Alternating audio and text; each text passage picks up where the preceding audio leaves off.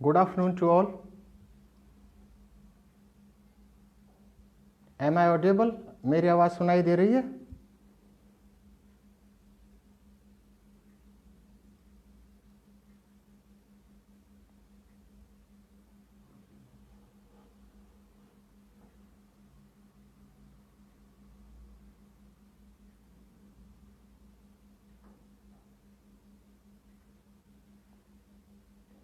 शुरू करें?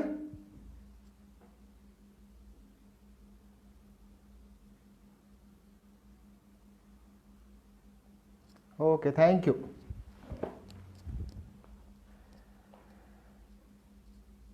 Good afternoon to all. Again, I express my sincere thanks to Dr. Piyush Jain for providing an opportunity to speak in front of you on the platform of Physical Education Foundation of India, PFI. I will talk about basic concept of research and applied statistics. आज हम बात करेंगे अनुसंधान और व्यवहारिक सांख्यिकी की मूल अवधारणा के बारे में. कोई गूढ़ बातें नहीं करेंगे, एक बेसिक बात करेंगे, बेसिक कंसेप्ट्स की बात करेंगे, केवल मूल अवधारणाओं के बारे में बात करेंगे. Dear friends, if we see the sports performance of our country, we all know that it's not up to the mark. Regarding this, some blames politicians, some blames coaches, some believes that this is due to the lack of facilities and equipments, but the main cause is lack of proper research work in the field of physical education and sports sciences. So, for the optimal upliftment of sports status in our country, the proper and genuine researches should be conducted. अब topic से शुरू करते हैं, कहानी को शुरू करते हैं. We will start our story. जैसा मैं कल बता चुका हूं कि I will discuss my topic in different parts. शुरू करते हैं पहले बेसिक कंसेप्ट ऑफ रिसर्च, यानी केवल अनुसंधान की बात करते हैं. अप्लाइड सांख्यिकी की बाद में बात करेंगे थोड़ी देर बाद. यदि अनुसंधान के अर्थ की और उसकी अवधारणा की बात करें तो इट इज अ प्रोसेस, यह प्रक्रिया है जो कि एक समस्या से शुरू होती है और उसके समाधान तक चलती है. तो कुल मिलाकर हम कह सकते हैं कि एक यात्रा है प्रॉब्लम टू सॉल्यूशन. और प्रॉब्लम से लेकर सॉल्यूशन तक we do different types of activities. हम कोई एक गतिविधि तो करते नहीं है. समस्या मिलने से उसके निदान तक कोई एक एक्टिविटी नहीं करते हैं. Several activities are done. और हम यह भी जानते हैं जहां पर एक से अधिक एक्टिविटीज हों, जहां पर एक से अधिक गतिविधियां शामिल हों, सम्मिलित हों, उसको प्रोसेस कहा जाता है, प्रक्रिया कहा जाता है.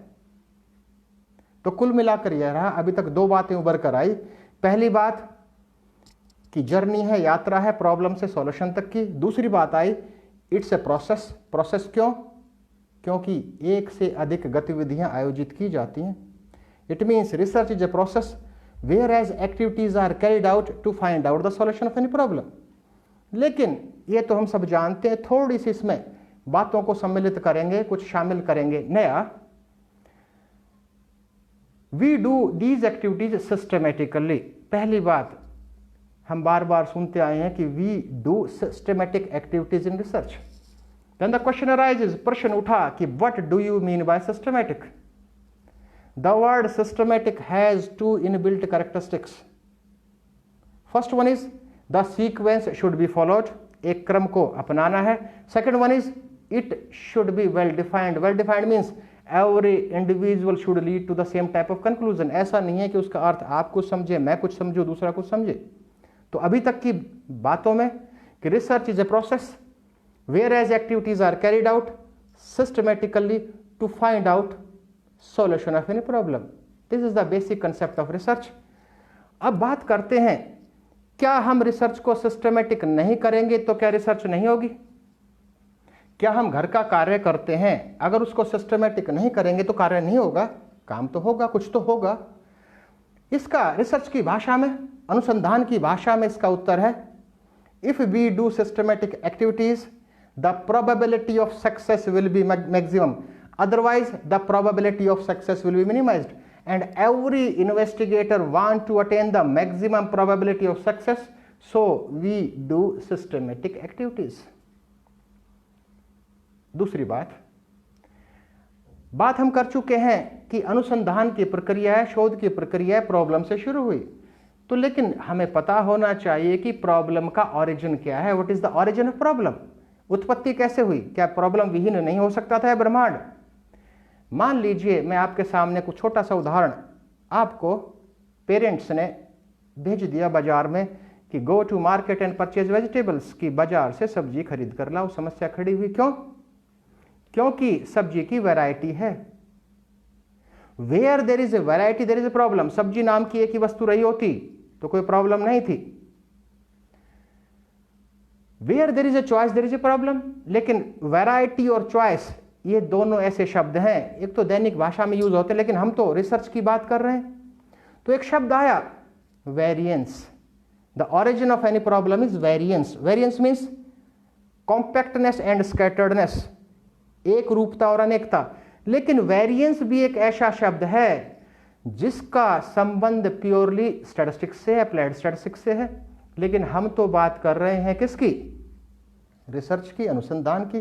तो अनुसंधान की भाषा में बात करें तो चॉइस को छोड़ते हैं, वैरायटी को छोड़ते हैं, वेरिएंस को छोड़ते हैं, सुधरे रूप में लाते हैं, और वह है variable. The origin of any problem is variable. Variable है तो there is a long list in the field of physical education and sports sciences. Physiological variables, resting heart rate, resting respiratory rate, vital capacity, peak flow rate, positive breath holding capacity, RBC counts, there is a long list. Psychological variables, aggression, anxiety, stress, affiliation, achievement motivation, state anxiety, trait anxiety, these are the examples of. तो अब समझने का प्रयास करते हैं कि what do you mean by variable, क्योंकि problem की उत्पत्ति हुई वेरिएबल से। तो वेरिएबल की को परिभाषित करते हैं। Variable is a characteristic that has the tendency to change with respect to time, place, individual. Variable चर, हिंदी में हम कहेंगे चर। चर एक वो विशेषता है जो समय अनुसार बदलती हो, व्यक्ति अनुसार बदलती हो, स्थान अनुसार बदलती हो, जो परिवर्तनशील हो इन तीनों के संदर्भ में, टाइम, प्लेस, इंडिविजुअल। ठीक, तो कुल मिलाकर अभी तक हमने ये बात की, दो बातें महत्वपूर्ण हैं जो ध्यान रहे कि research is a process whereas activities are carried out systematically to find out solution of any problem. और दूसरी बात जो हमने की, the origin of any problem is variable, चर है। अब तीसरी बात करते हैं, इसके शाब्दिक अर्थ की बात भी थोड़ा कर लेते हैं कि शाब्दिक अर्थ क्या है। सब पढ़ते आए हैं हम। It consist of two words, re and search. Re means again, search means to find out. To find out again and again is known as research. ये क्या बात हुई? हमारे पास प्रॉब्लम आई, उसका सॉल्यूशन आ गया, उत्तर आ गया। जब एक बार सॉल्यूशन आ गया, what is the need to find out again and again? एक प्रश्न उठा, अनुसंधानकर्ता के मस्तिष्क में एक प्रश्न उठा कि जब प्रॉब्लम का सॉल्यूशन आ गया तो बार बार की आवश्यकता क्या है? आगे चलते हैं, इसके लिए इसका उत्तर ढूंढने का प्रयास करते हैं। मान लीजिए एक छोटा सा एक एग्जाम्पल लेते हैं, हाइपोथेटिकल परिकल्पनापूर्ण उदाहरण। एक बच्चा है छोटा, स्कूल में 2-4 दिन गया है, पेरेंट्स टीचर्स ने उनको सिखाया मैथमेटिक्स की क्लास, जिसमें कि एडिशन सिखाया 4 + 4, आंसर इज 8। तो इस जो 4 + 4 का उत्तर हमें मिला 8, क्या इससे अच्छा उत्तर मिल सकता है? नहीं मिल सकता ना। पर अनुसंधान के क्षेत्र में ऐसा क्यों कि solution of any problem again becomes a problem. अनुसंधान में जो एक हाइपोथेटिकल एग्जांपल था 4 + 2 = 8, बात खत्म हो गई थी वहीं, लेकिन अनुसंधान में बात खत्म क्यों नहीं हुई, समाप्त क्यों नहीं हुई? क्यों? कारण है 4 + 4 = 8। These types of answers are known as standard answers, but in the field of research there is no standard answer। अनुसंधान के क्षेत्र में कोई स्तरीय उत्तर नहीं है। जब स्टैंडर्ड आंसर हमें मिल जाता है, that becomes a theory, that becomes a principle, वहां सिद्धांत की उत्पत्ति हुई। तो तीसरी बात आई, there is no standard answer in the field of research. So there is a need to find out again and again. अगली बात, अभी तक हमने केवल हल्का सा जानने का प्रयास किया, क्योंकि बेसिक बातें कर रहे हैं, गूढ़ बातें नहीं कर रहे हैं, थोड़ा जानने का प्रयास किया, अनुसंधान का अर्थ, शोध का अर्थ। दूसरे भाग में चलते हैं। अगली बात, टाइप्स ऑफ रिसर्च, अनुसंधान के प्रकार, इसका वर्गीकरण। We will discuss about classification of research. आप जितने भी पार्टिसिपेंट्स हैं, मेरा लेक्चर सुन रहे हैं, यदि मैं सब पार्टिसिपेंट से कहूं कि आप इस ग्रुप को विभिन्न भागों में विभाजित कर दीजिए, आप में से किसी का उत्तर हो सकता है हाँ sir, we can divide in males and females. ऐसा क्यों? क्योंकि that individual divided on the basis of gender, क्योंकि उस व्यक्ति विशेष ने पूरे समूह को विभाजित करने का आधार लिया। आधार क्या था? जेंडर, लिंग। तो मेरा अगला प्रश्न होगा कि क्या यही वर्गीकरण हो सकता है? आप कहेंगे नहीं सर, सब्जेक्ट वाइज भी हो सकता है। सोशल साइंस है, ह्यूमैनिटीज है, साइंस है, इंजीनियरिंग है। It means on the basis of different classifications are possible. इसका अर्थ हुआ विभिन्न आधारों के आधार पर विभिन्न प्रकार का वर्गीकरण हो सकता है। तो अनुसंधान के क्षेत्र में भी यदि वर्गीकरण कहें तो कोई एक तरह का वर्गीकरण नहीं है। अलग अलग ऑथर्स ने, अलग अलग लेखकों ने अलग अलग तरह के आधारों को लेकर वर्गीकरण किया है। हम कुछ आधारों को लेकर चलेंगे।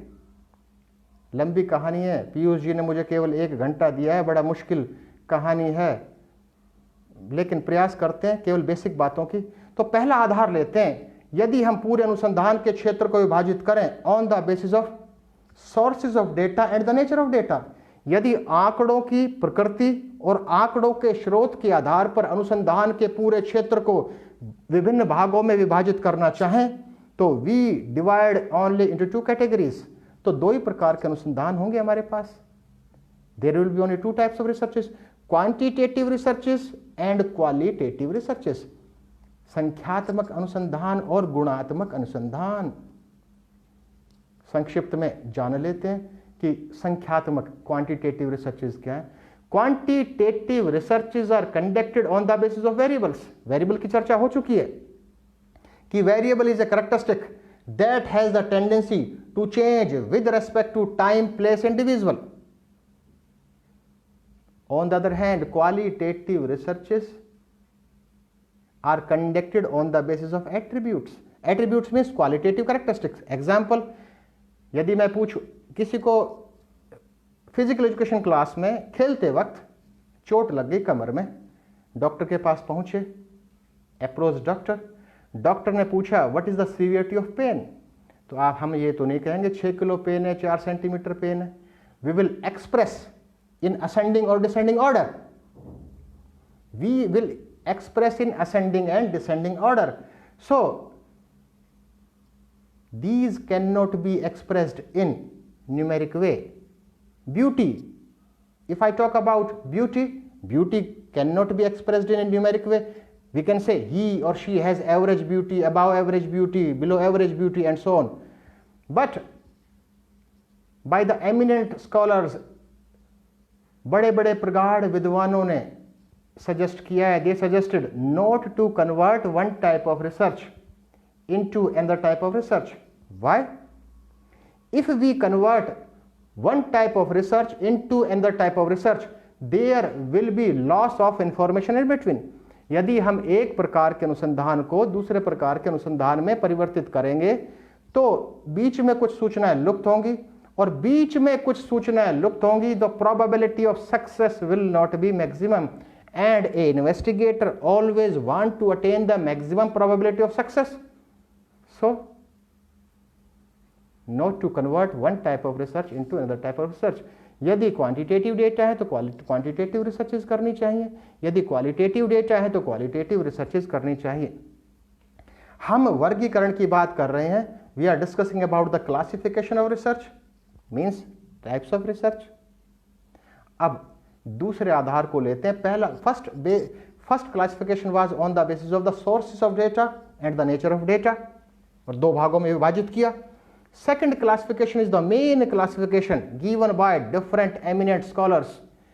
The base of this classification is methodology, प्रक्रिया, विधि, क्योंकि प्रत्येक प्रकार के अनुसंधान में एक प्रकार की विधि नहीं हो सकती, we use different type of methodologies. तो मेथडोलॉजी के आधार पर हम 5 विभिन्न भागों में विभाजित करते हैं या कर सकते हैं as per different authors. Let us start with the first, case studies. यदि पूरे अनुसंधान के क्षेत्र को हम विभिन्न भागों में विभाजित करते हैं तो पहला लेकर चलते हैं केस स्टडीज, वैयक्तिक अध्ययन। Then the question arises, what do you mean by case studies? कई प्रकार के उत्तर मिलेंगे इसमें। कुछ अनुसंधानकर्ता कहेंगे स्टडीज ऑन इंडिविजुअल, कुछ कहेंगे स्टडीज ऑन इंस्टीट्यूट वगैरह।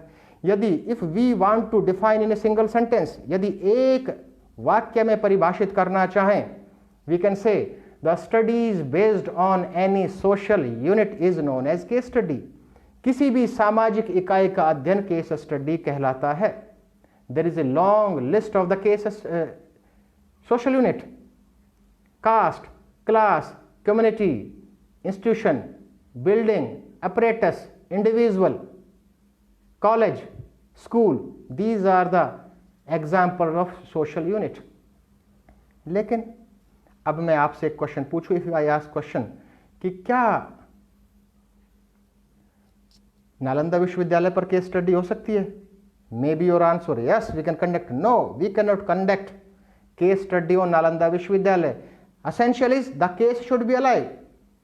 केस वर्तमान में उपस्थित होना चाहिए, otherwise that will become historical research. नहीं तो जो प्रक्रिया होगी, विधि होगी, वो ऐतिहासिक अनुसंधान की होगी। मान लीजिए एक दूसरा और एग्जाम्पल लेकर चलते, उदाहरण, बीच में कुछ सूचनाएं लुप्त हो गई, can we continue the study? No. Second one is the case should be alive till the completion of study.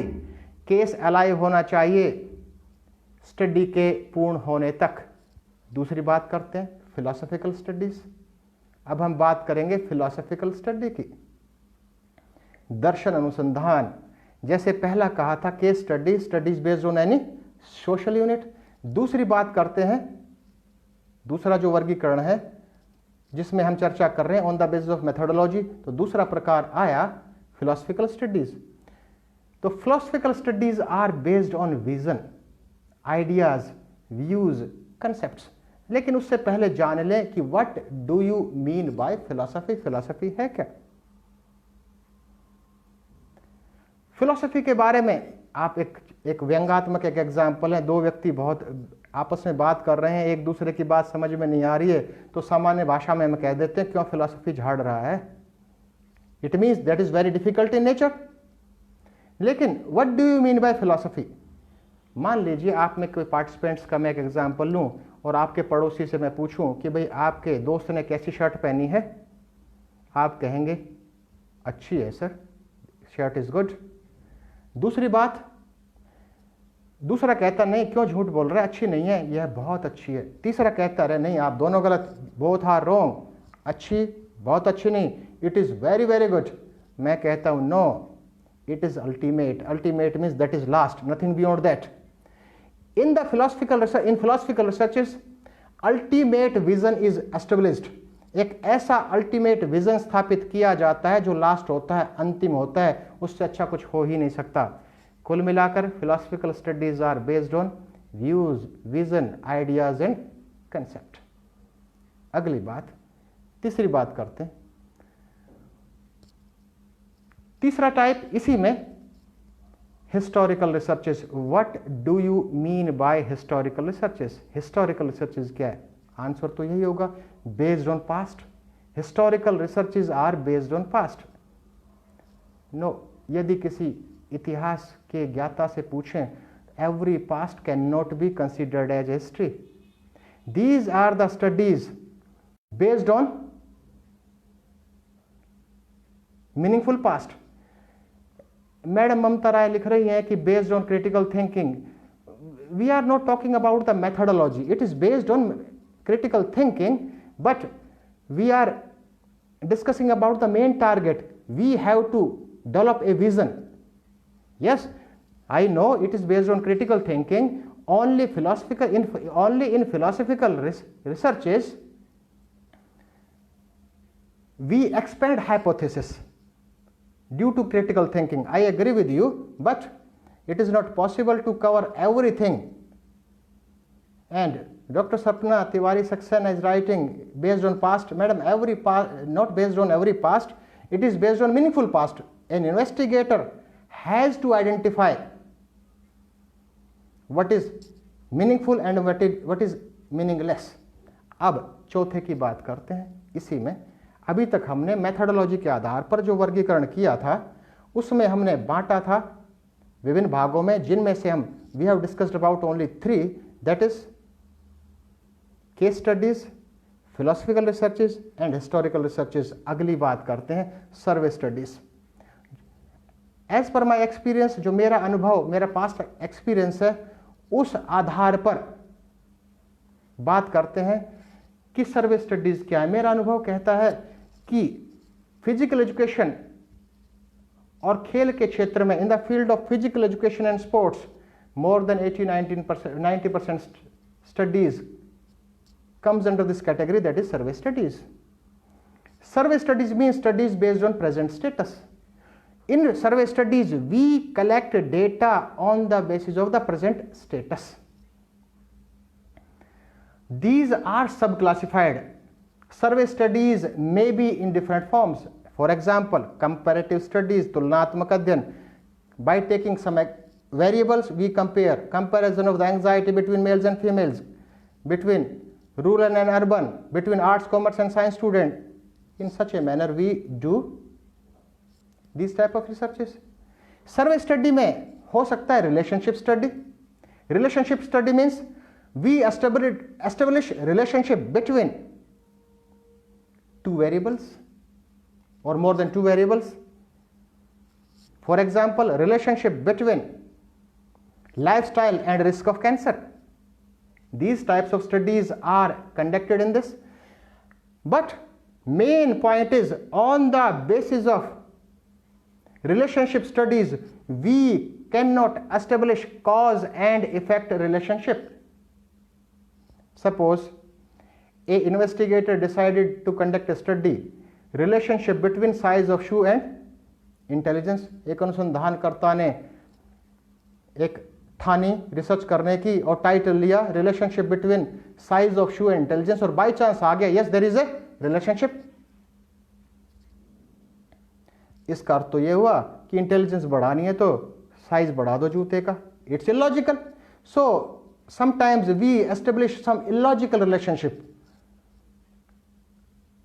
Another type is prediction studies, in which we predict unknown on the basis of known, by establishing different regression models, by using linear regression, by using multiple regression, by using logistic regression, by using multinomial regression. We use different types of regression equations. सामान्य भाषा में बात कर रहे हैं क्योंकि मुझे बताया गया था पीयूष जी द्वारा कि बहुत बेसिक बातें करनी है। कुछ बिगिनर्स भी हैं, मास्टर स्टूडेंट्स भी हैं। मान लीजिए एक घर में लड़के ने जन्म लिया, छोटा बच्चा है, जन्म लिया, जश्न का माहौल है, सब रिश्तेदार इकट्ठे हुए, दादा दादी, नाना नानी, मामा मामी सब इकट्ठे हैं। पड़ोस की एक महिला भी आई हुई है। वो घूर कर कभी बच्चे को देख रही हैं जो अपनी माँ के पास लेटा है, और कभी उसकी माँ को देख रही हैं। और माँ से कहा उस लेडी ने, यू आर वेरी लकी, आप बड़ी भाग्यशाली हैं। उन्होंने पूछा क्यों? बोले कि आपका बेटा बड़ा होकर 6 फुट का बनेगा। ऐसी कौन सी अंतर्यामी थी? She predicted unknown on the basis of known. दादा दादी, नाना नानी, मामा मामी सब लंबे हैं तो लंबा होना है ना। In this we predict unknown on the basis of known. सामान्य भाषा में एक सामान्य उदाहरण के साथ समझने का प्रयास किया है। Descriptive studies and so on, और भी हो सकती है, एक्सप्लोरेटिव स्टडीज हो सकती हैं। तो अभी तक हमने चारों की बात की। अब एक पांचवें अंतिम प्रकार, जो दूसरे प्रकार का अंतिम प्रकार है, उसकी बात करते हैं। अंतिम प्रकार है experimental studies. What do you mean bye experimental studies? On the basis of future, सामान्य भाषा में कि भविष्य बताएगा कि क्या होना है, भविष्य के गर्भ में है कि क्या रिजल्ट्स निकलने हैं। लेकिन रिसर्च की भाषा में बात करने का प्रयास करते हैं कि what do you mean bye experimental studies. एक हाइपोथेटिकल एग्जांपल लेते हैं, effect of morning walk on blood pressure, सुबह की सैर का रक्तचाप पर प्रभाव। छोटा सा एग्जांपल लिए एक्सपेरिमेंट का, क्योंकि हम जानने का प्रयास कर रहे हैं कि ये एक्सपेरिमेंटल स्टडीज होती क्या है। इस हाइपोथेटिकल एग्जांपल में सिंपल सी बात है, इंडिपेंडेंट वेरिएबल मॉर्निंग वॉक है and the dependent variable is blood pressure. The investigators interest is to find out the change in dependent variable only due to independent variable. अनुसंधानकर्ता का उद्देश्य है कि रक्तचाप में, इस हाइपोथेटिकल एग्जांपल में रक्तचाप में बदलाव, परिवर्तन केवल मॉर्निंग वॉक से जो इंडिपेंडेंट वेरिएबल है, लेकिन ऐसा कभी होता नहीं। इसके साथ साथ कुछ कारक, कुछ वेरिएबल्स अपना प्रभाव साथ साथ छोड़ते हैं।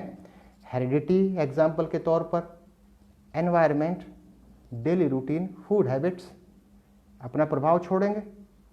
लेकिन हमारा उद्देश्य, इन्वेस्टिगेटर का उद्देश्य केवल मॉर्निंग वॉक का प्रभाव ब्लड प्रेशर पर। The change in dependent variable only due to independent variable is treatment variance. On the other hand, change in dependent variable other than independent variable is known as error variance. In experimental studies, we maximize the treatment variance and we minimize the error variance. These studies are conducted in this type. हमने दो प्रकार के, समय सीमित है, दो प्रकार के वर्गीकरणों की बात कर ली है, तीसरे की बात करते हैं on the basis of scope and utility. क्षेत्र और उपयोगिता के आधार पर, यदि क्षेत्र और उपयोगिता के आधार पर पूरे अनुसंधान के क्षेत्र को विभिन्न भागों में विभाजित करना चाहें, if we want to divide और classify the whole area of research on the basis of scope and utility, we classify into 3 सब कैटेगरीज। हम 3 विभिन्न भागों में विभाजित करते हैं। First one is action researches. We will proceed in an ascending order. One is having this much scope, and another, last one is having wider scope. Action researches are situational researches based on the situational problem सामने बात करता हूँ, छोटी सी problem आ गई।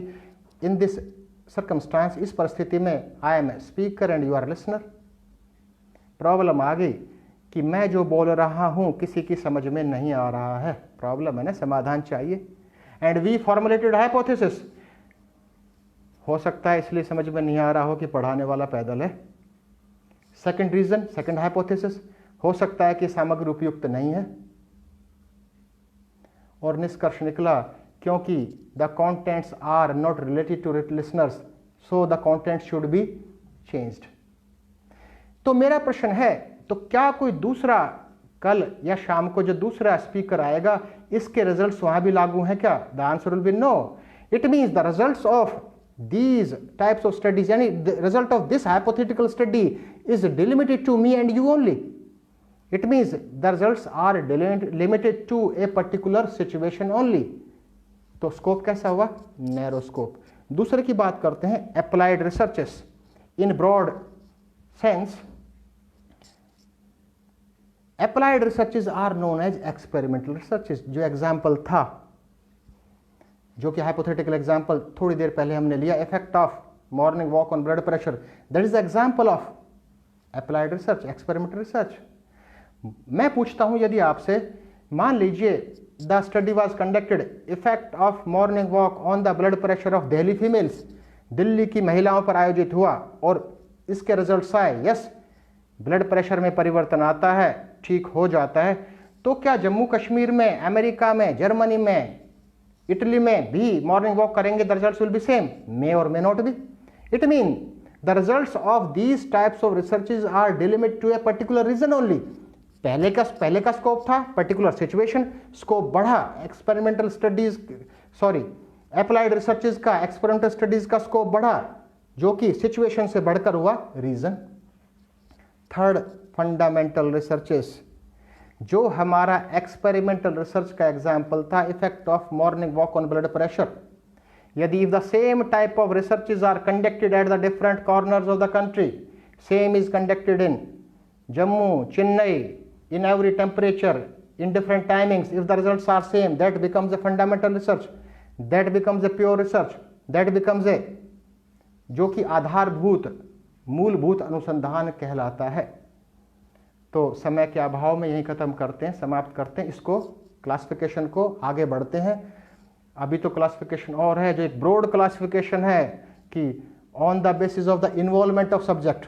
Involvement of subject means divide into two, animal researches and human researches, and human researches are also classified into observational studies or interventional studies. So it is not possible to cover these since this requires time. अब तीसरे भाग we will discuss about the steps of research.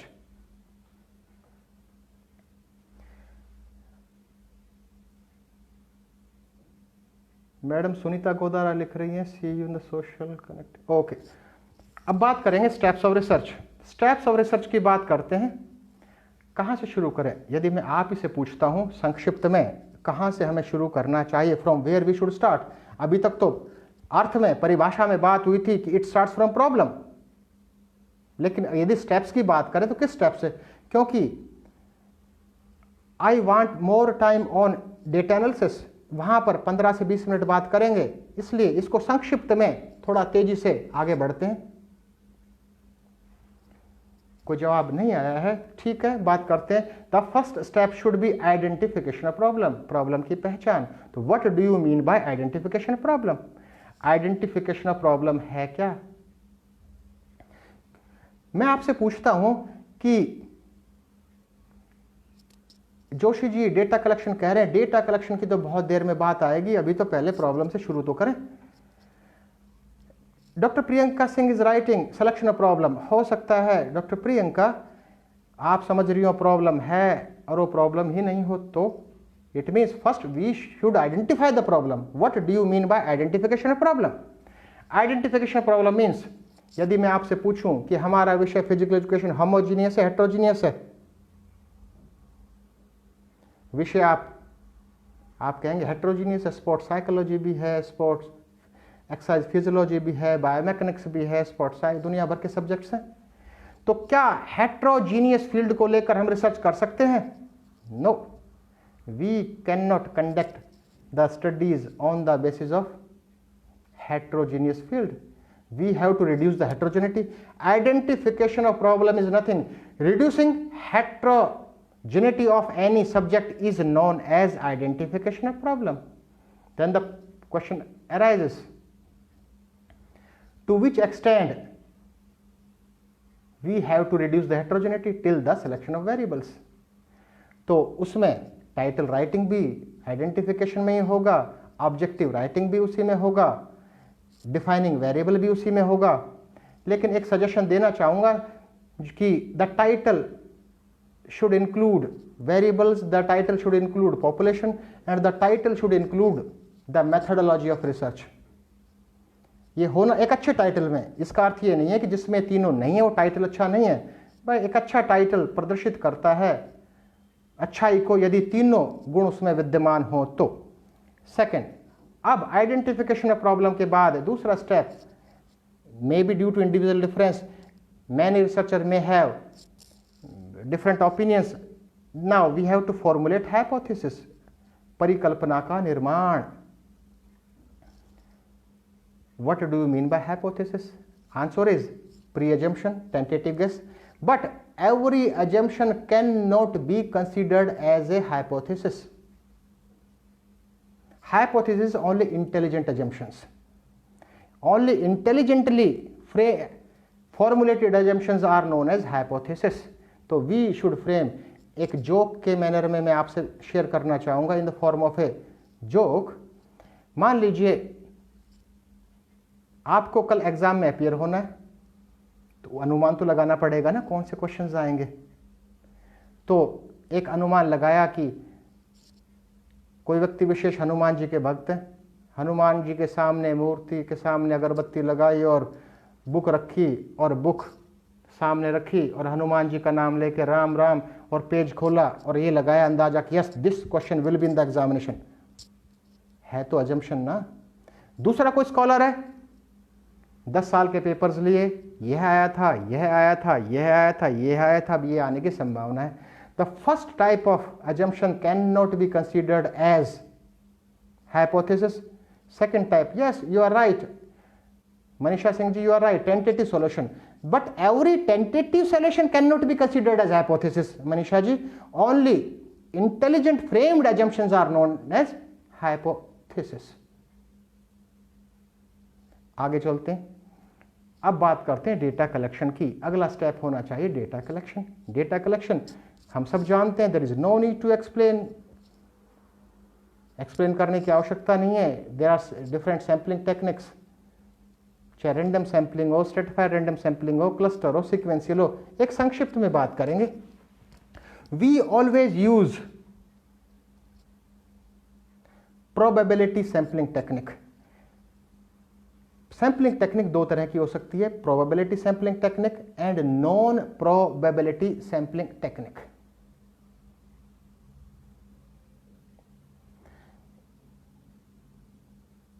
Dorji ji एक question पूछ रहे हैं, how many types of exercise are there. It's not related to this topic. We are not discussing about the types of exercises. बात हम कर रहे थे probability sampling techniques का और नॉन प्रोबेबिलिटी सैम्पलिंग टेक्निक्स का. तो एक शब्द आया, फ्रेम की बात करते हैं. फ्रेम, फोटो फ्रेम तो सुना होगा. Photo frame means boundary. तो we collect data from population. हम डेटा कलेक्ट करते हैं पॉपुलेशन से. क्यों? कि सैंपल रिप्रेजेंट एंटायर पॉपुलेशन. लेकिन क्या हमें हमेशा फ्रेम का ज्ञान रहता है? पॉपुलेशन के फ्रेम का ज्ञान. Frame means knowledge of each and every unit of the population. क्या हमें ज्ञान रहता है? उसका उत्तर है कि कुछ का उत्तर होगा हमेशा रहता है, लेकिन वास्तव में उत्तर है नहीं, हमेशा हमें ज्ञान. मैं कहूं कि दिल्ली के पिक पॉकेटर्स पर एक स्टडी आयोजित की जाए, यदि हमें 3-4 पिक पॉकेटर मिल गए, इसका मतलब नहीं है कि हमें फ्रेम का ज्ञान है. Frame may be known, may not be known. बस हमें ध्यान रहे, if the frame of population is known, then in this case we have to use probability of sampling techniques. If the frame is unknown to us, in that case we have to use non probability sampling techniques. एक बात मैं आपसे share करना चाहूंगा. अभी हमने बात की कि we collect data from population. Population से कलेक्ट किया डेटा, पॉपुलेशन से सैंपल लिया, सैंपल के डेटा कलेक्ट किए जो भी हमारे वेरिएबल थे. एक हाइपोथेटिकल एग्जांपल में मान लीजिए पॉपुलेशन का साइज है 5000 और आपने सैंपल लिया मान लीजिए 200. किसी भी वेरिएबल को मान लीजिए उनकी रेस्टिंग हार्ट रेट मेजर की, सिंपल से एग्जांपल, और उसका मीन निकाला. सबसे अच्छा पॉइंट एस्टिमेट मीन मानते हैं. क्यों मानते हैं, इसकी चर्चा भी करेंगे यदि समय मिला तो. और मीन आया 70. अगेन आई रिपीट, हमारे पास 5000 पॉपुलेशन है, 200 सैंपल लिए और उसका रेस्टिंग हार्ट रेट का मीन आया हमारे पास 70. इंस्टीट्यूट ने, आपके विश्वविद्यालय ने आपको लग्जरी प्रदान कर दी. They provided you luxury. Gentleman और जेंटलवुमेन रिपीट द सेम. आपने वो 200 सब्जेक्ट्स वापस मिलाए, मिलाने के बाद सैंपल साइज चेंज किया. इंस्टेड ऑफ 200 आपने 300 लिया. The mean will be same or not? That will not be. इस बार है 70 point something. And you repeated the same study 10 times, the results will be different in case of fluctuation in sampling. Center limit theorem कहती है the mean of all repeated means will give the precise results. इस hypothetical example में जो 10 बार जो अध्ययन को repeat किया गया था, उन सबका मीन, 10 मीन का मीन हमें एक्यूरेट रिजल्ट देगा, लेकिन this is not possible practically. तो हमें इसका समाधान चाहिए parallel. For that case we should calculate in our studies confidence interval. Confidence interval is the interval which tells us about the confidence regarding the study. In simple words, we can say that by the help of confidence interval, we can test the quality of our results. So we should include this confidence interval in our study. इस समस्या के समाधान के लिए data collection हो गया. अब जो मुख्य भाग जिसके लिए डॉक्टर पीयूष जैन जी ने मुझसे आग्रह किया था, मेन बात अब शुरू करते हैं। Next step is data collection. अभी तक हम फास्ट चल रहे थे, थोड़ा सा स्लो होंगे। हो सकता है अभी तक जो बातें हुई इन बातों में से आपके लिए कुछ भी नया ना हो, आप सब जानते हैं, लेकिन हो सकता है जो अब चर्चा होने वाली है उसमें कुछ बातें ऐसी हों जो आपके लिए कुछ नई हो, कुछ नया एडिशन हो जाए हम सबके ज्ञान में। Data analysis. डेटा एनालिसिस के लिए क्या चाहिए हमें? स्टैटिस्टिकल टेक्निक्स चाहिए। अब थोड़े से स्टैटिस्टिकल टेक्निक्स के एप्लीकेशन की बात करते हैं। जितनी भी स्टैटिस्टिकल टेक्निक हैं, we divide all statistical techniques into two parts. जितनी भी स्टैटिस्टिकल टेक्निक्स है उनको दो भागों में हम विभाजित करते हैं, parametric statistics and non parametric statistics. आप देखेंगे इन मेजॉरिटी ऑफ केसेस, अधिकतर दशाओं में वी यूज पैरामेट्रिक स्टैटिस्टिक्स। अधिकतर दशाओं में हम पैरामेट्रिक स्टैटिस्टिक्स का यूज करते हैं, नॉन पैरामेट्रिक का बहुत कम उपयोग मिलता है। But to apply parametric statistics some assumptions should be fulfilled. कुछ मान्यताओं की पूर्ति होनी चाहिए। यदि उन मान्यताओं की पूर्ति नहीं होती है, in that case the results can not be generalized. तो रिजल्ट्स को हम जनरलाइज नहीं कर सकते हैं। Then the question arises, what are the assumptions to apply parametric statistics? पहला है, नई बात नहीं है, स्केल ऑफ मेजरमेंट। जो भी हम वेरिएबल ले रहे हैं वो किसी ना किसी स्केल ऑफ मेजरमेंट में होगा। There are 4 scales of measurements: nominal scale, ordinal scale, interval scale and ratio scale. शुरू करते हैं पहले nominal scale. Nominal scale means when the scoring is in frequency or counts, number of females, number of males, number of agree, number of excellent, number of disagree. This is the example of nominal scale. Second one is ordinal scale. Ordinal scale means when we, Sandeep Patil ji कह रहे हैं, he is requesting about ANCOA. Sandeep ji, it is very difficult to discuss about ANCOA. We will discuss only the application. We have to apply this. Second scale of measurement is ordinal scale. When we collect data in order, ascending, we by the help of deciles, quartiles, percentiles. Next one is interval scale. When we collect data in interval scale, means there is a gap, same gap in between, but has no fixed zero. Anxiety, aggression, these are the examples of interval scale. Ratio scale is having same interval in between but has fixed zero. That is the example of ratio scale. लेकिन हम इसकी बात नहीं कर रहे हैं, हम तो बात कर रहे हैं एप्लीकेशन ऑफ पैरामेट्रिक स्टैटिस्टिक्स। तो चार we have discussed about 4 scales of measurements: nominal, ordinal, interval and ratio. To apply parametric statistics at least interval and ratio scale is required.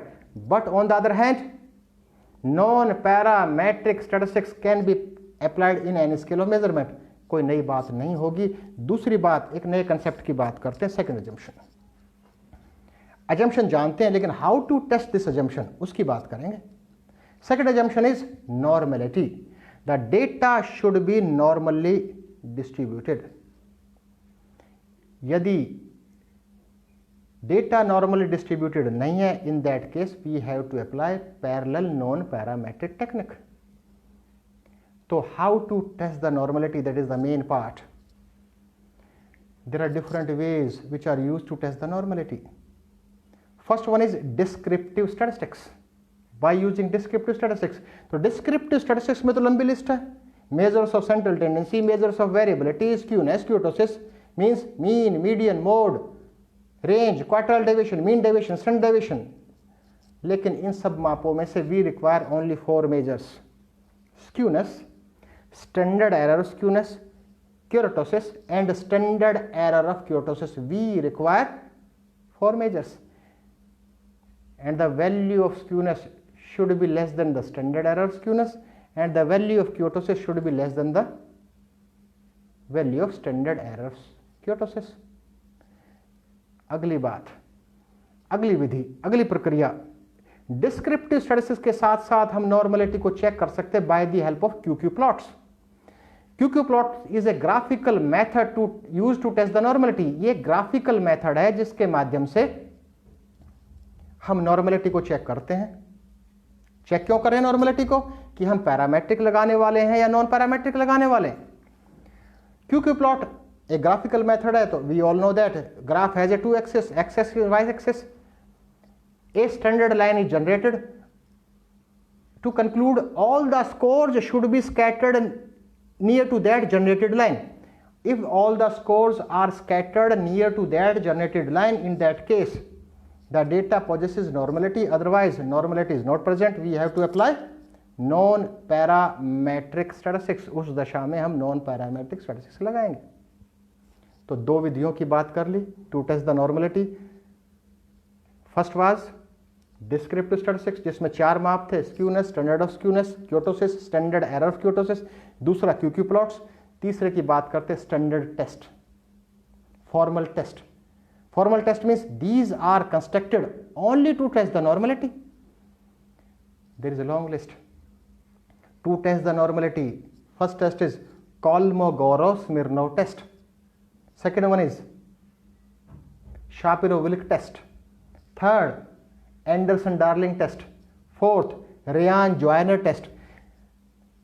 एक स्टैटिस्टिकल पैकेज हम यूज हमेशा करते हैं, SPSS, statistical package for social sciences.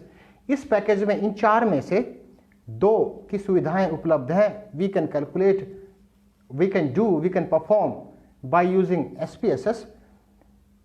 There is a facility of Kolmogorov-Smirnov test and Shapiro-Wilk test. ये दोनों, इन दोनों की सुविधाएं SPSS में उपलब्ध हैं. तो अभी तक हमने बात की टेस्टिंग नॉर्मलिटी की. तो इन तीनों माध्यमों से टेस्टिंग हमने नॉर्मलिटी टेस्ट की. लेकिन अभी लेटेस्ट ट्रेंड है, लेटेस्ट कंसेप्ट है कि testing normality depends on the sample size also. That is the most important point कि नॉर्मलिटी चेक करने का तरीका भी सैंपल साइज के आधार पर होगा. एक कंसेप्ट हम पढ़ते आए हैं, small sample and large sample, कि हमने अपना अध्ययन स्मॉल सैंपल साइज पर किया है या लार्ज सैंपल पर किया है. Small sample means less than 30, large sample means 30 और ग्रेटर देन 30. कुछ सांख्यिकी के ज्ञाताओं ने, प्रगाढ़ विद्वानों ने, instead of these 2 categories, small sample and large sample, they divided into 3 categories: small sample, moderate sample and large sample. The concept of small sample is same, less than 30. The concept of moderate sample size is 30 or greater than 30 but less than 100. Large sample size means 100 or greater than 100, more than 100. So testing normality will be different for 3 sample sizes. So we should take care about that. Time is less. I switch on next part. We will discuss about we divided all statistical techniques into 2 parts, parametric and non parametric. Parametric की बात करते हैं. अच्छा समझने के लिए, to understand in a better way, we divide into 2 categories, comparative statistics and relationship statistics. अच्छा समझने के लिए हम यहाँ भी 2 भागों में विभाजित करते हैं, comparative statistics and relationship statistics. Comparative से शुरू करते हैं. कंपैरेटिव इन एडवांस आंसर लिख रहे हैं Ansar ji, Abdul ji, T test, but there are different types of T test. Abdul ji, we will discuss about that. वही बात हम करने वाले हैं. तो सबसे छोटा कंपैरिजन कैसा हो सकता है? जहां कंपैरिजन की बात आए, सबसे छोटा comparison, the smallest comparison may be between 2 groups. The technique which is used to compare 2 groups means to find out the significant difference between the means of 2 samples. The technique which is used is known as T test. T test, T परीक्षण एक ऐसी सांख्यिकी तकनीक है जो 2 समूहों के माध्यमों के बीच सार्थक अंतर ज्ञात करती है. जहां हमें 2 समूहों की तुलना करनी होती है, हम आंख बंद करके टी टेस्ट लगाते हैं. But there are 3 different types of T test, यानी दो माध्यों के बीच में भी तुलना 3 विभिन्न प्रकारों से हो सकती है। We can compare 2 groups in 3 different ways. It means there are 3 different types of T test. First one is independent T test, स्वतंत्र टी परीक्षण। Second one is dependent T test, आश्रित टी परीक्षण। Third one is one sample T test, एक न्यायदर्श T परीक्षण। पहले की बात करते हैं, independent T test. T test क्या था? दो समूह की तुलना। इंडिपेंडेंट टी टेस्ट भी वो होगा, लेकिन कैसी तुलना? Independent T test is a statistical technique used to compare means of 2 independent groups. दो स्वतंत्र समूहों के माध्यों के बीच में कोई सार्थक अंतर ज्ञात करने वाली तकनीक है, सांख्यिकीय तकनीक है, वो सांख्यिकीय तकनीक है इंडिपेंडेंट टी टेस्ट। लेकिन independent T test parametric technique है, तभी लग सकती है। We can apply in case of normality. Yes Ashwani ji, this is also known as student t-test. This is also known as simple t-test also. There are 3 different names. Independent t-test कहें या student t-test कहें या simple t-test कहें, बात वही है। लेकिन same objective जो फुलफिल करती है एक parallel non parametric technique, that is known as Mann Whitney U test. Mann Whitney U test is a parallel non parametric technique of independent T test. Normality है, in that case we have to apply independent t-test. If non-normality is there, in that case we have to apply Mann-Whitney-U test. दूसरे प्रकार का T test, second one is dependent T test. Dependent T test अलग अलग authors अलग अलग नामों से उन्होंने दिया है इसको। Dependent T test is also known as pair T test, this is also known as correlated T test, this is also known as repeated measure T test. पहला जो एग्जाम्पल था इंडिपेंडेंट टी टेस्ट का, एक hypothetical example भी frame कर लेते हैं। Comparison of anxiety between males and females, there are 2 independent groups, male and female. जो दूसरा एग्जांपल है इसमें भी कॉलम 2 रहेंगे। हमारा हाइपोथेटिकल एग्जांपल पहले था effect of morning walk on blood pressure. It means first we have to collect data for pre test, then morning walk takes place, then post test. There are 2 columns. It means we have 2 different observations of the same group. The technique which is used to compare the 2 different observations of the same group is known as pair t-test, dependent t-test, repeated measure t-test. It means independent t-test is known as, independent t-test is used to conduct surveys, means comparison. Dependent t-test is used to conduct experiments. The parallel non-parametric technique of dependent t-test is Wilcoxon-Mazd paired signed rank test. Wilcoxon-Mazd paired signed rank test is a parallel non-parametric technique of dependent t-test. So we have till now we have discussed about 4 application of 4 techniques, 2 from parametric and 2 from non-parametric. That is independent t-test, Mann-Whitney-U test, dependent t-test, Wilcoxon-Mazd paired signed rank test. अब तीसरा T test की बात करते हैं। Third test is one sample T test, एक न्यायदर्श T परीक्षण। इसकी बात करते हैं, एक न्यायदर्श टी परीक्षण। In one sample T test is a statistical technique used to compare a group with a specified constant, a group with a target, a group with a normative value. किसी एक समूह की किसी एक सिंगल वैल्यू से तुलना करने के लिए जिस विधि का उपयोग किया जाता है, that is known as one sample T test. For example, comparison of anxiety between females of Delhi with the anxiety of Brahma Kumari Shivani. एक तरफ दिल्ली की महिलाएं हैं, एक तरफ सिंगल स्पेसिफाइड कांस्टेंट लिया Brahma Kumari Shivani. To compare a group with a single value, the technique which is used is known as one sample t-test. And the parallel non-parametric technique of one sample t-test is sign test. थोड़ा और बढ़ाते हैं गाड़ी को आगे। अब बात करते हैं comparison between more than 2 groups, maybe 3, 4, 5, 6, more than 2 groups. The technique which is used to compare more than 2 groups is known as analysis of variance, ANOVA. Analysis of variance is a statistical technique used to find out the significant difference among the means of more than 2 samples.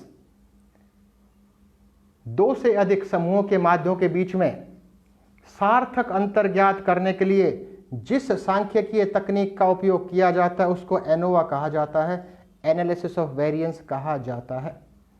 Independent T test का example था, दो group थे, उसका extension. It means जैसे T test, we classified T test into 3 different types, कि 3 विभिन्न प्रकार के टी टेस्ट की चर्चा की थी, independent T test, dependent T test, one sample T test. उसी प्रकार से there are different types of analysis of variances.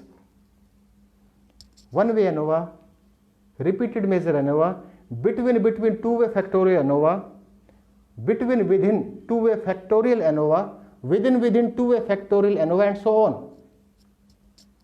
सबसे पहले बात करते हैं वन वे एनोवा कि what do you mean by one way ANOVA. One way ANOVA is an extension of independent T test. Independent T test क्या था? Comparison between two groups. Hypothetical example हमारा था comparison of anxiety between males and females. यहां पर extension करते हैं इसका study का, comparison of anxiety between arts, commerce and science students. Instead of 2, we have taken 3 independent groups. This is the example of one-way ANOVA. It means one-way ANOVA is an extension of independent t-test. एक technique की बात और कर लेते हैं, repeated measure ANOVA. repeated measure ANOVA. लेकिन एक बात छोड़ चुके हैं, parallel non-parametric technique of one-way ANOVA is Kroskal-Wallis test. The objective is same, the purpose is same. Kroskal-Wallis test is also used to find out the significant difference among the means of more than 2 samples. Last technique की बात करते हैं, repeated measure ANOVA. Repeated measure ANOVA is an extension of dependent t-test. Dependent t-test में कितने observations थे हमारे hypothetical example में? We have taken only 2, pre and post. We can take more than 2. यहां पर टाइटल देते, वहां था previously in case of dependent T test we have taken example of, hypothetical example of effect of morning walk and blood pressure. इसको थोड़ा change करते हैं, trend of the effect of morning walk on blood pressure instead of 2 observations, that is pre and post, pre, mid, second mid, third mid and so on. We can take more than 2 groups. So repeated measure ANOVA is a statistical technique which is used to find out the significant difference among the means of more than 2 observations of the same group. By using that we can find out the linear trend, by using that we can find out the quadratic trend, by the same technique we can find out the cubic trend, 4th order trend, 5th order trend and so on. So it is very difficult to cover all the contents. We have discussed only about few basic concepts related to research and applied statistics. Since I am directed by Dr. Piyush Jain to cover my presentation or a lecture within 1 hour, but he instructed me to cover my lecture in 45 minutes and 15 minutes for question answer session. Now my lecture ends. मेरा व्याख्यान यहीं समाप्त होता है. If you want to ask any question you can ask. If you have any question you can ask without hesitation. And I have given my email ID. I have given my 2 email ID to Dr. Piyush Jain. You can take, you can ask there also. Yes, Dr. Ashwani wrote कि ANOVA and ANCOVA are very typical technique. ANOVA is not such typical technique, but ANCOVA is typical. One specialty is ANCOVA can be used to conduct surveys and ANCOVA can also be used to conduct experiments. This is the main quality of this technique, analysis of covariance. ANCOVA की बहुत अच्छी एक विशेषता है कि उसके द्वारा हम सर्वेक्षण अध्ययन भी कर सकते हैं और उसके द्वारा हम प्रायोगिक अध्ययन भी कर सकते हैं।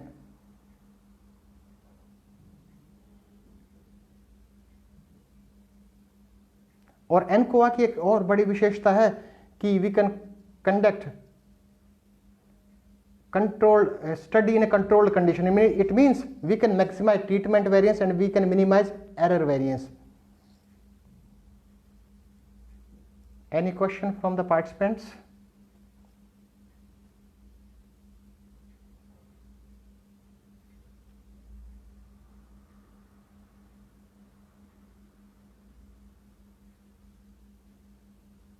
Multiple correlation.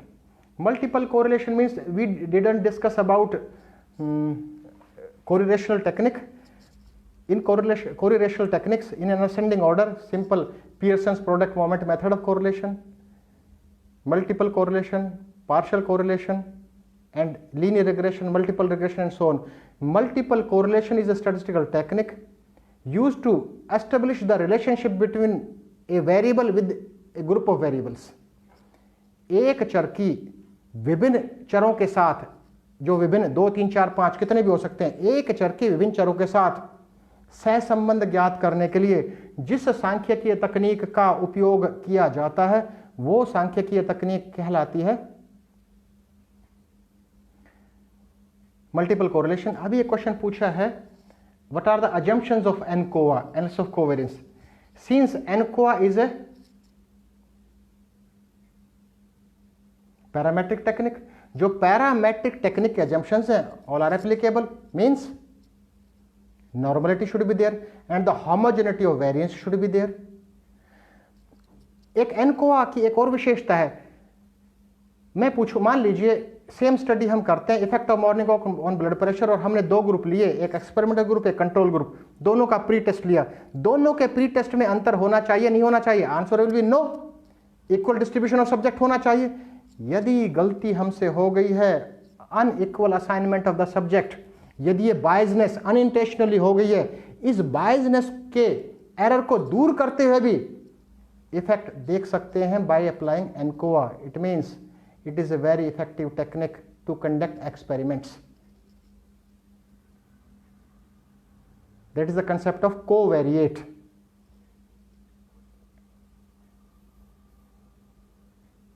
Any other question?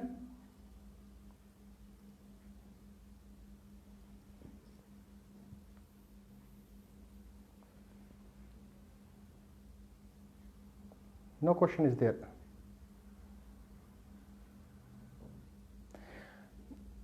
Pushkar Adhikari ji, any thumb rule for determining the sample size? Yes, there is it.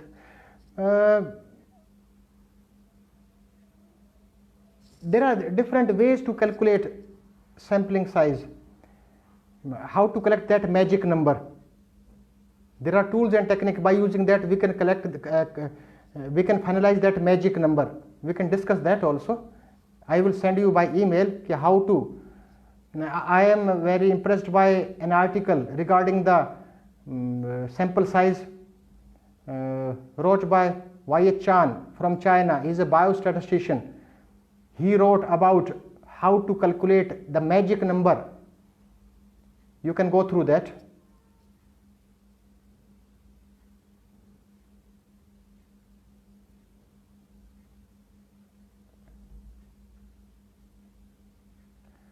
आप सबको बहुत बहुत धन्यवाद। थैंक यू, नमस्कार। I will remain in touch. You may ask any question from